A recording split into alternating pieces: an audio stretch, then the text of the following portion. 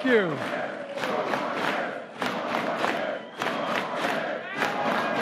Thank you, thank you, thank you. Please have a seat. Whoa.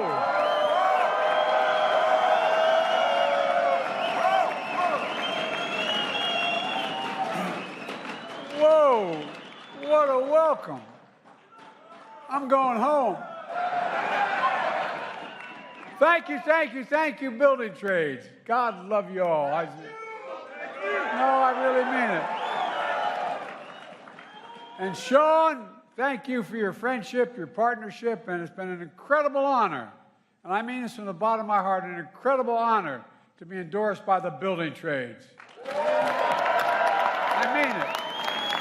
You're the best.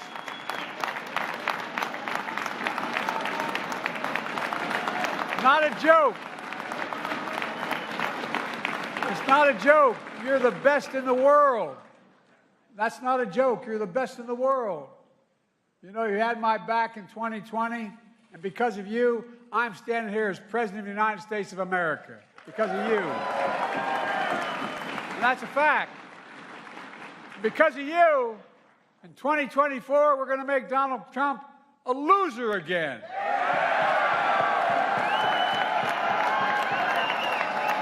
Are you ready? Are you ready?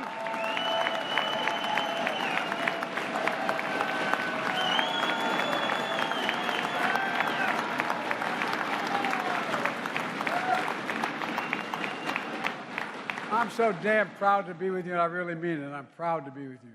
All my relatives, my grandpop, and everybody else up in, they're all gone now, but in Scranton, I had an uncle who used to say, Joey, you're belt buckle to shoe sole union. Well, let me tell you something. I'm proud to be the most pro-union president in American history, and it's because of you. You're proof of what I've always known, not a joke.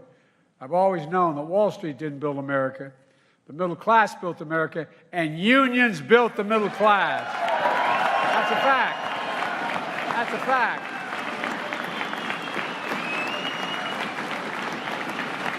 And folks, being with you today reminds me of where I grew up in Scranton, Pennsylvania, and Claymont, Delaware. I was up in Scranton last week. It's great to have the mayor of Scranton, by the way, Paige Cognetti. Where are you, Paige? She's here today. I don't know, it's a big crowd out there, but you see her, you'll know her. Look, in Scranton, I learned a basic value set that all of you learned as well, no matter where you're from. I learned that money doesn't determine your worth. I learned that all anyone wants is just a fair shot at making it. Don't block the road for me. Give me an even shot. My dad, I swear to God, used to have an expression. He'd come home after he'd come home for dinner and then go back and close the shop. My dad would say, Joey, a job, and I mean this sincerely, a job's about a lot more than a paycheck. It's about your dignity. It's about respect. It's about being able to look your child in the eye and say, honey, it's going to be okay, and mean it. That's what we're all about. Dignity of all workers, the dignity of workers.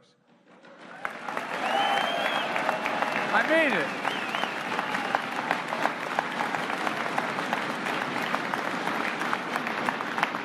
And we all grew up.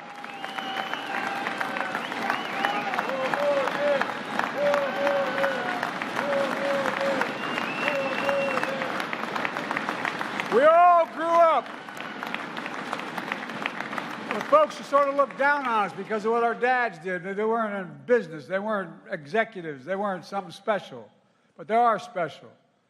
You know, but people like Donald Trump learned a different lesson.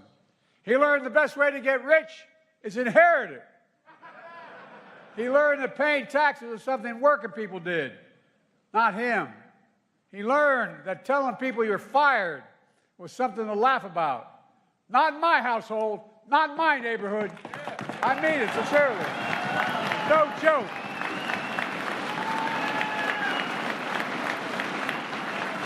Especially being fired because you had no protection.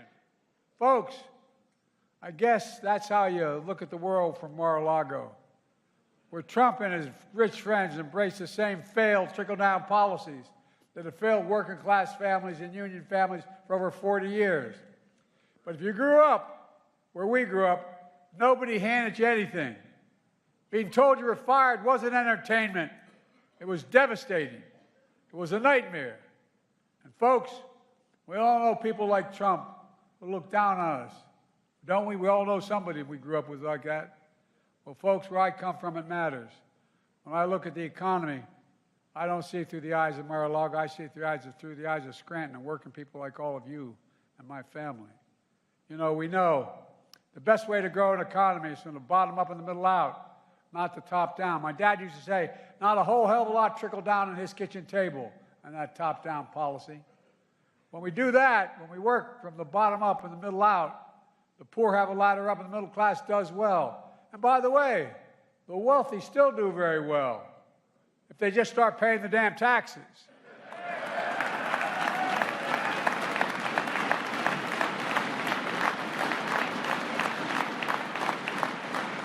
So it's either Scranton values or Mar-a-Lago values. These are competing visions of the economy at the heart of this election. Competing visions of what we look at and see as America. Folks, one of the reasons I ran for president was to rebuild the backbone of the middle class. And we have. We're following my blue-collar blueprint to rebuild America, and guess what? It's working. You're building that America. You're in this room, we're building that America. For example, thanks to my bipartisan infrastructure law, more than 51,000 new manufacturing projects have been announced so far, and we're just beginning. It's just beginning. It's just starting. Roads, bridges, ports, airports, clean water systems, available high-speed internet all across America, and built by the building trades.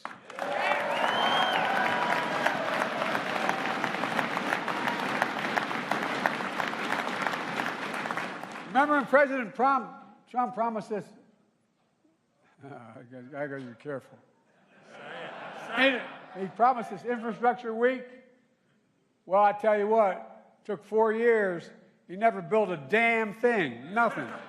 I'm serious. Are you surprised? I'm making sure the projects like project labor agreements so highly skilled workers have a voice in the job. But even before Trump was president, Trump preferred non-union workers in his real estate projects. And I don't get into the stories, but anyway. Even at that, he didn't keep his word. He just asked contractors, vendors, and small businesses. And if you read the press, if any of it's true, he never paid them, a whole hell of a lot of them.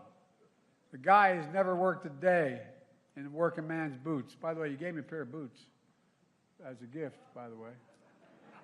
I know how to put them on. I still sometimes cut the yard. The Secret Service doesn't let me do it anymore. Folks, I'm making Davis-Bacon requirements stronger to guarantee prevailing wage. By the way, we're making it stronger.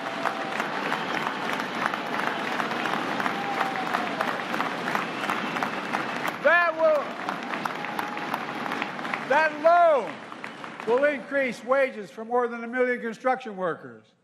Trump's MAGA allies are trying to take it away now, but it's not going to happen on my watch. Since the 1930s, the law has said when the federal government spends taxpayers' dollars on a project, it can only buy American products to do it and use American workers to get it done. That's Buy America.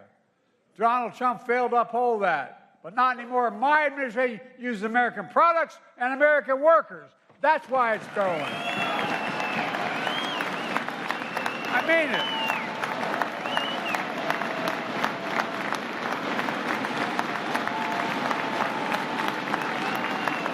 Because, folks, it's not a joke. It's not a campaign line.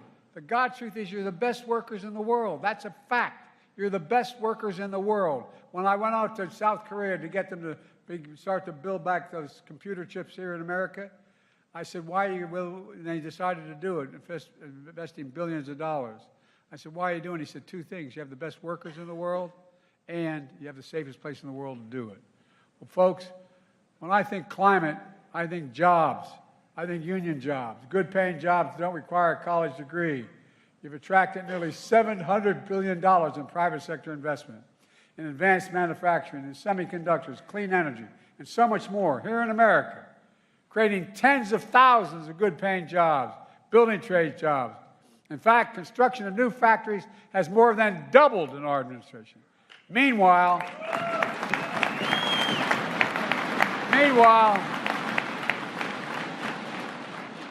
Donald Trump still thinks windmills cause cancer.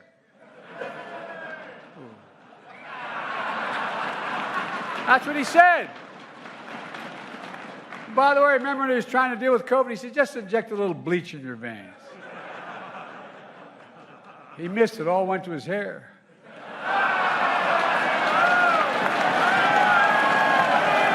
Look, I shouldn't have said that.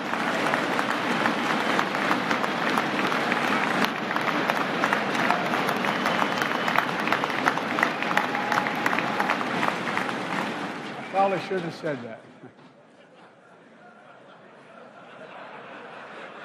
You guys are a bad influence on me.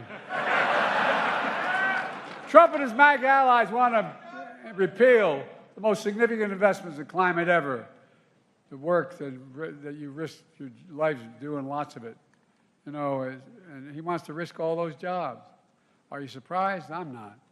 A lot of you don't know that if you want to be a pipe fitter, a lot of people don't know.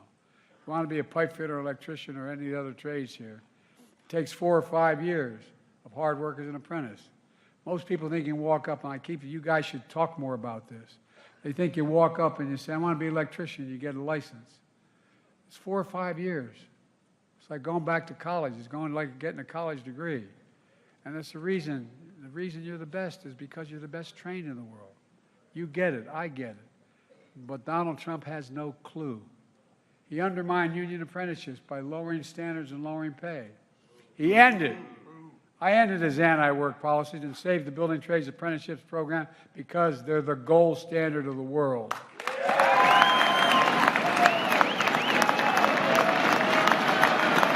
They are.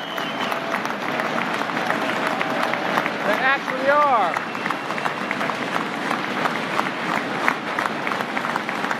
And look, and earlier this week, I teamed up together to recruit young people into the building trades. It's my American Climate Corps. Will now pave a pathway to your apprenticeship program because it matters. It matters. Through my American Rescue Plan, there's not a single Republican voted for, I might add. I also enacted the Butch-Lewis Act, the most pro-labor law in 50 years, because of you. Because of you.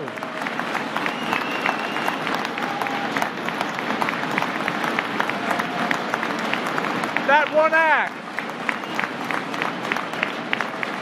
one act has already protected hard-earned pensions of over 1 million workers and retirees and counting. We made that happen while Trump promised it. He never even lifted a finger to try to get it. Are you surprised? No! Hell no, I'm not either. Trump put union busters on the National Labor Relations Board throughout his administration. I've appointed people in my administration who actually care about American workers, like former building trades leader Marty Walsh, who was a great labor secretary during my administration.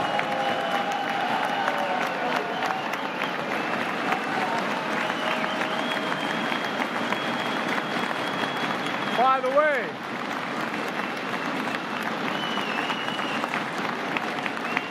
if you're ever in a foxhole, I tell you want Marty Walsh with you, man. Oh, you think I'm kidding? He's the real deal. You know, I've walked proudly in union picket lines, while at the same time, Trump bashed unions from non-union shops. Are you surprised? Look, I want to sign the PRO Act into law.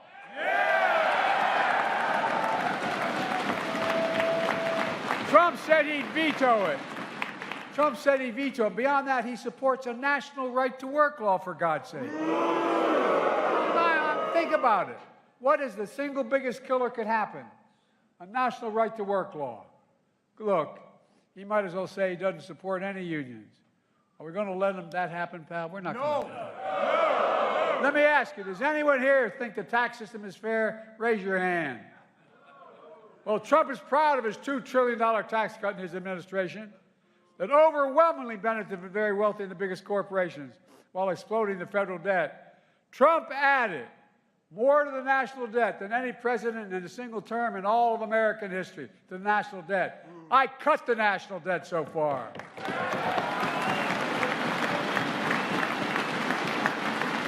And still got all these other things in. By doing simple things like, remember those 40 Fortune 500 companies, those Fortune 500 companies, 40 of them, I think, no, it was 50, who didn't pay a single penny in taxes, made $40 billion. Guess what? I did a terrible thing. I made them pay 15%.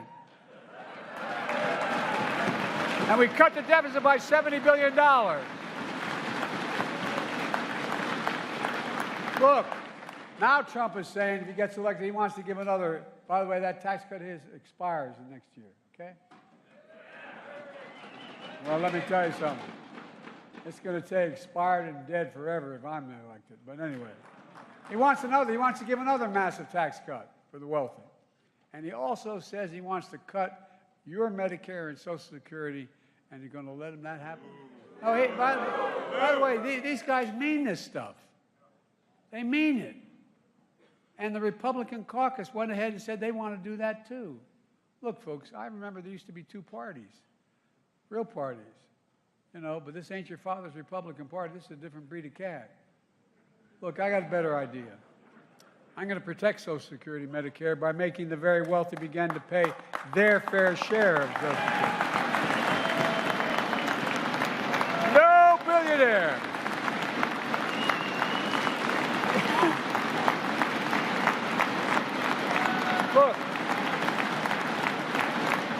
Look, guys. No billionaire, and there's 1,000 of them in America, 1,000 billionaires. No billionaire should pay less in taxes than a teacher, a nurse, a construction worker, a police officer. Guess what? You know what their average tax rate for a billionaire in America is? 8.3%. That's what they pay. I'm serious. I'm serious. Look, if we just charge them 24% in their tax, which isn't the highest tax rate, would generate $500 billion over the next 10 years. Allow us to significantly cut the deficit, allow us to move have daycare, allow us to do so many things to make the country stronger. I want to point out one thing. It's a little off point, but I want you to remember it. I asked the Treasury Department, because I was getting all this compliment and from some criticism about being so pro-union. I said, what happens to wages generally when unions have to get paid a decent salary? Everybody's salaries goes up. Everybody. You grow the economy. You grow the economy. You grow the economy. Look, the bottom line is we're doing what's always worked best in this country, investing in all of America and all Americans. Our plan is working. So far, we've created over 15 million new jobs, including 848,000 construction jobs for a record 8.2 million across the construction industry. Folks,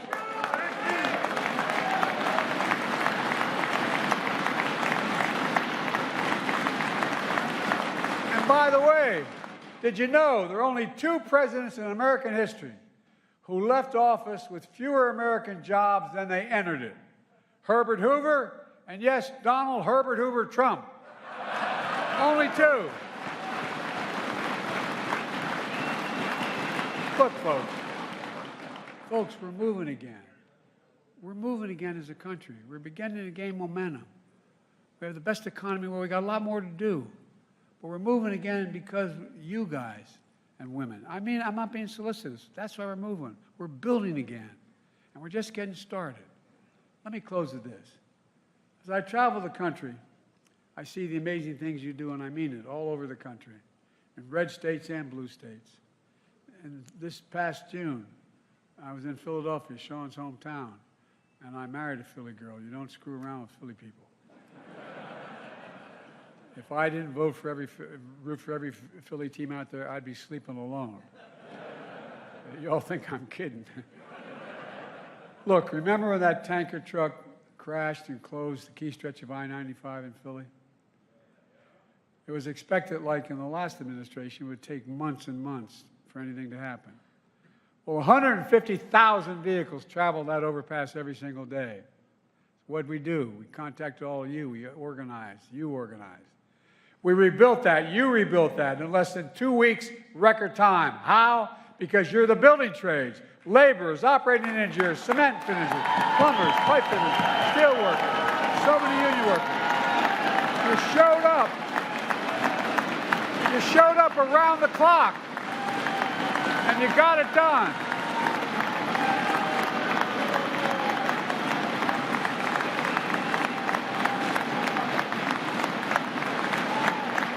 By the way, that's America. By the way, unions are more popular today than they've ever been in a long, long time, not because of Joe Biden supporting you, because of you. You always step up. You step into the breach. You get things done. That's the union movement. That's what it's about. In Baltimore, we're moving heaven and earth, or as my dad from Baltimore say, Balmer. Balmer.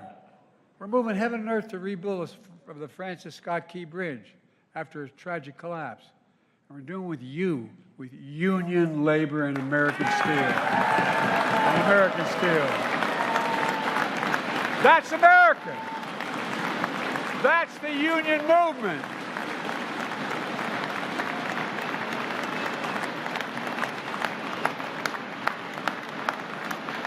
Look, folks,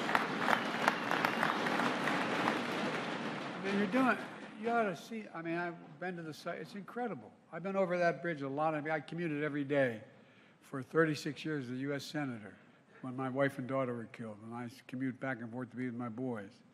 And I'm over that area in Baltimore Harbor. It's incredible what you're doing. And folks, the choice is clear. Donald Trump's vision of America is one of revenge and retribution. A defeated former president who sees the world from Mar-a-Lago and bows down to billionaires, who looks down on American union workers. It's not just he's not supporting, he looks down on us. No, I'm not joking. Think about it. Think about the guys you grew up with, you'd like to get into the corner and just give them a straight left. I'm not suggesting we hit the president. But we all know those guys growing up. We all know guys like that growing up. My vision of America is one of hope and opportunity. The view from Scranton, working class Americans like you. Here's the future I see, and I mean this from the bottom of my heart. I've never been more optimistic about America's chances. Not because I'm president, because of the state of the moment. The world needs us. Look what I just signed. We just signed the bill to give support to Ukraine. We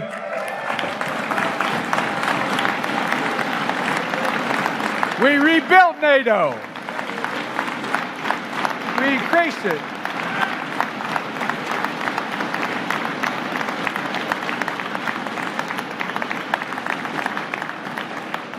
Like it or not, we're the leading country in the world. The rest of the world looks to us. I see in America where we defend democracy, not diminish it. I see in America where we protect freedoms, not take them away. I see an economy that grows from the middle out and the bottom up, where the wealthy pay their fair share, so we can have child care, paid leave, and so much more, and still reduce the federal deficit and increase economic growth. Folks, imagine what we can do next. 4 more years. Pause. 4 more years. 4 more years. 4 more years. 4 more years. 4 more years. 4 more years. Are you ready? 4 more years. 4 more years. 4 more years. 4 more years. Are you ready to move forward? Well, thank you. We're all ready. We're ready to move forward, not back. Are you ready to choose unity over division, dignity over hate, truth over lies? Are you ready to choose freedom over democracy? For democracy? We can do this. I give you my word as a Biden, I've never been more optimistic about our future in my entire career. Just have to remember who we are. And I mean this. Think about it. We are the United States of America, and there's nothing beyond our capacity. Nothing, nothing, nothing when we do it together. We got to do it together.